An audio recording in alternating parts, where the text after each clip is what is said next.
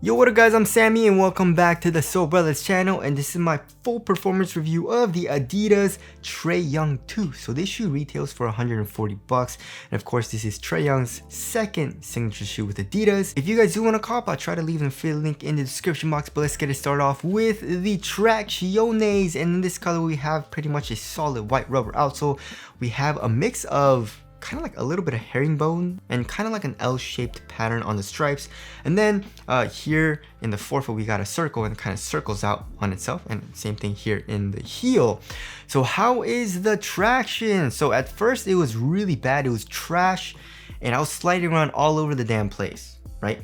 And then I got the new surface. You know, they resurfaced my basketball court and it was really clean, it was squeaky clean, and it was biting really good, right? But then it started to get dirty again and it wasn't biting so good no mo. So yeah, so if you're playing on a really clean court, you're gonna have some pretty good stops. I still wouldn't say it's top tier, however, it's just like, it's a pretty good stop. So clean court, you should be good to go, but just remember you still do need to break it in. If you're playing on a dusty court, however, it's not that nice. You know, it picks up a lot of dust and it's affected a lot by dust, right? So if you forget to wipe and you let that dust build up even a little bit, you start sliding around. And it's not dangerous, you don't slide out dangerously, but it's just not a good bite, and I felt really slow because of that.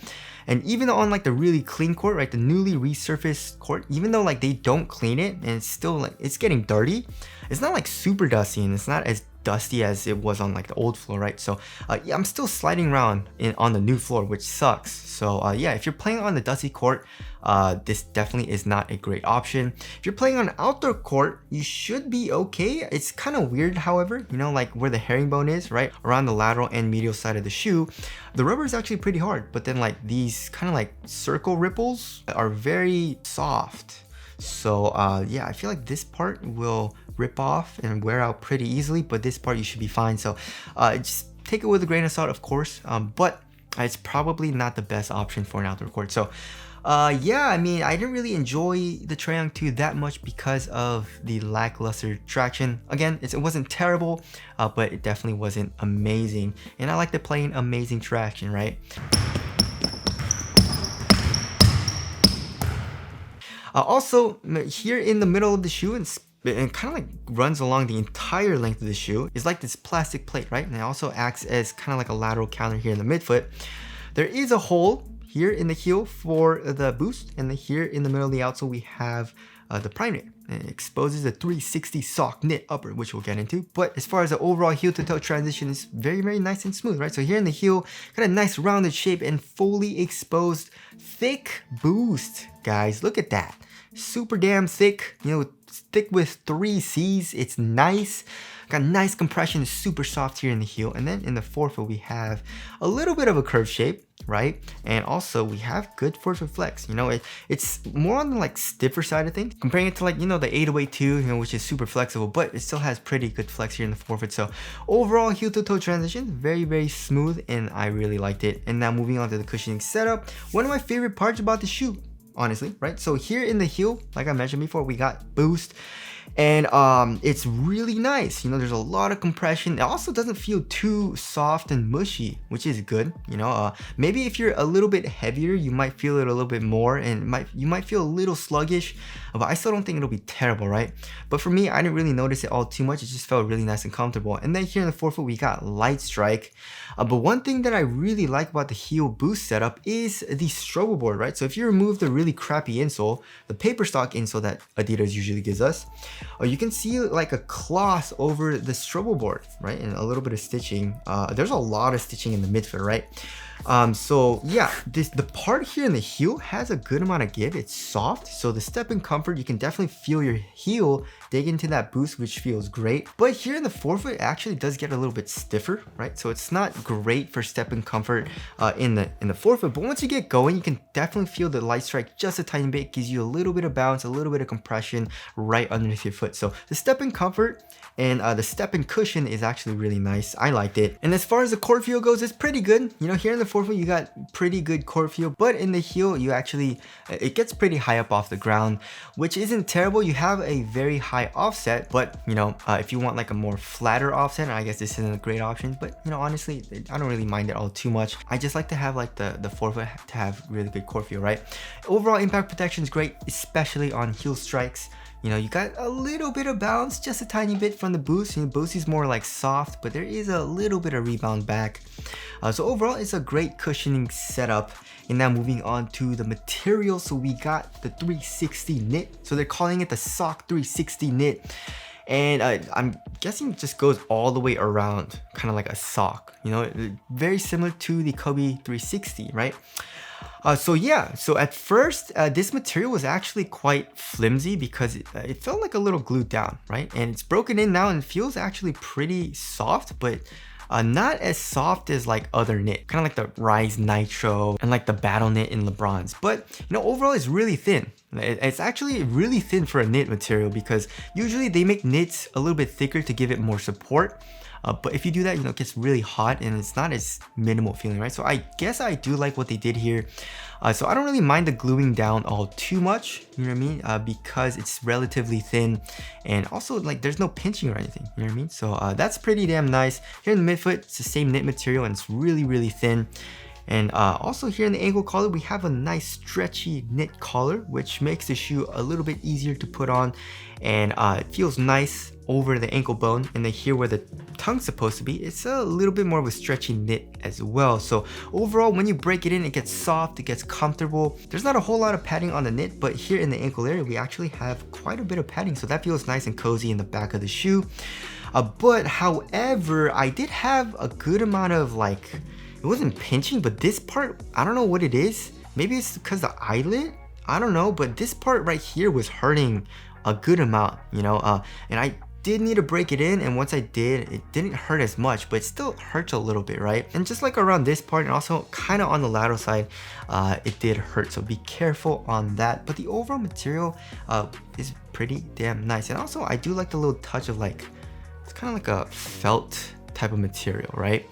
Over the 3 stripes. That's a nice touch. So there's the material there. Moving on to the fit. I went true to size and overall it fits me very, very well. So lengthwise, my toes go pretty much right to the edge of the shoe. Here in the toe box, it is quite snug, which is a good thing because you can't really adjust the fit at all. Look at the laces, right? It's just right here. If you look at other shoes, you can it kind of goes down a little bit more. So you can tighten like right here. So I mean, if the fit was a little bit looser, that would have been really bad because you can't even tighten it. But I guess because it is a tight and snug fit here, it's not a huge deal. And also this knit material didn't stretch out all too much because it's like glued down, right? Width-wise, I would say it's normal width, but I could feel this part kind of like squeezing the side of my foot just a tiny bit. So maybe even a touch narrow. So yeah, the overall fit for me was really good, but however, this shoe is extremely freaking hard to put on. And especially at first, it was really, really hard to put on. Once you break it in, it gets a little bit easier, but it's still not like really, really easy. I wish maybe, I don't know, like I don't think, like this hole is pretty damn small. I mean, even though like you have the stretchy neck collar. So it did break it nicely and it is pretty easy to put on, but it's still like not the easiest, you know what I mean? So I feel like, you know, my foot's pretty small. Like my heel, I would say is like smaller. So if you have like thick ankles or like a really thick heel, then it's probably gonna be really annoying because I saw some reviews on Adidas.com or the Adidas app and a lot of people complained about that as well. And I did have some problems with it, but it's not as bad as it used to be, right? So just be careful on that. If you can try on the shoe before you buy it, of course, do that. But I am saying that it does break in a little bit, right? And now moving on to the support and lockdown, lateral containment was really good, right? So for lateral containment, we have the foam coming up. We also have this a little piece of felt, right? It's like a thick piece acting as a sidewall. So here in the forefoot, you're good to go. Here in the midfoot, we got this plastic piece. And then here in the heel, we have the boost acting as a sidewall and an internal TPU heel counter. So lateral containment, I was good to go. And even if you're a bigger dude doing crazy shifty lateral movements, you should be fine here in the Trae Young 2. And now as far as the lateral stability goes, also really good. You know, Adidas does this really well most of the time. So you got a really low to the ground base here in the forefoot and very wide base as well. You can see how much the outsole and midsole protrude out here in the lateral side in the forefoot to make the shoe more stable. So lateral stability was very good as well. And I didn't really have any issues with heel slippage. My foot felt contained into the shoe. So overall, support and lockdown was very good for me. All right, moving on to the weight of the shoe. If I remember correctly, it's like on the heavier side of things, right? So 13.51 ounces. Let's check the other shoe.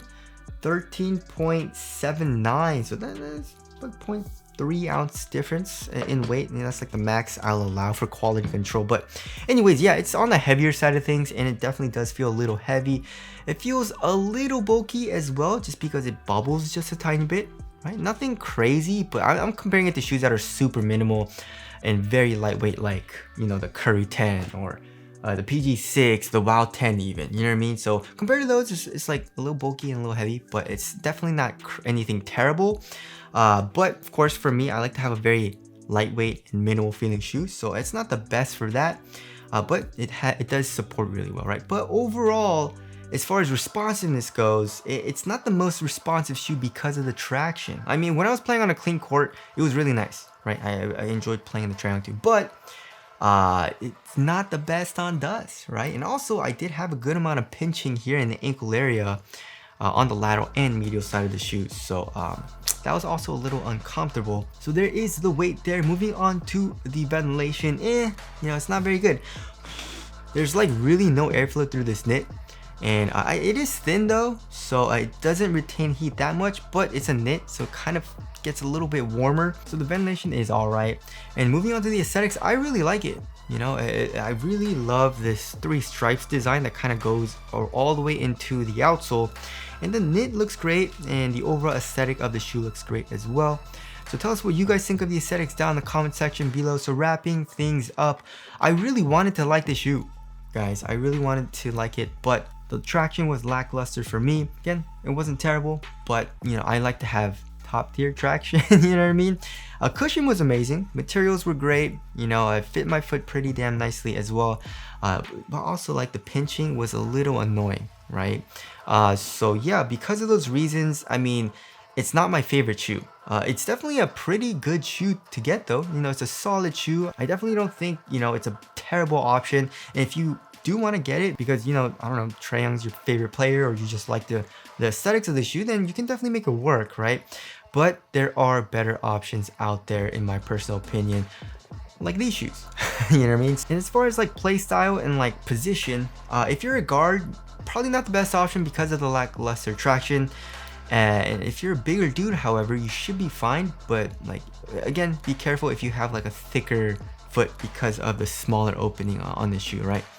But anyways, that about concludes my performance review of the Trae Young 2. Again, if you guys do want to copy, try leaving a free link in the description box. But that's it. Thank you guys for watching, and I'll see you guys in the next one.